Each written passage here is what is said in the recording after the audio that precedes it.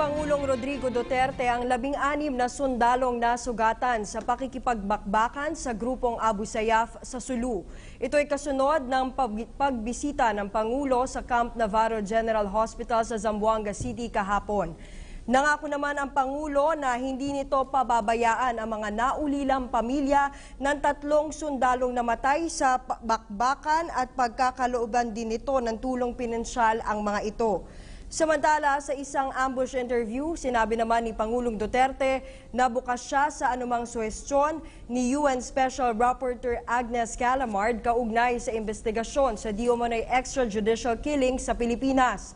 Ngunit giit ng Pangulo, dapat ding maintindihan ni Callamard ang masamang epekto ng iligal na droga sa bansa at maging sa pamumuhay ng bawat individual. I said, my order is to destroy. Hindi nila naintindihan ang law enforcement, pati presidente.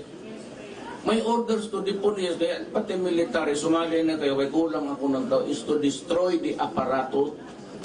It includes tangible, pati tao.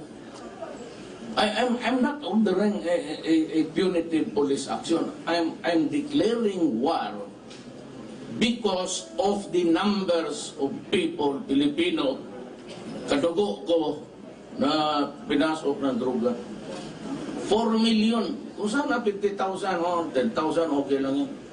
But 4 million, they cannot seem to grasp the reality of it all.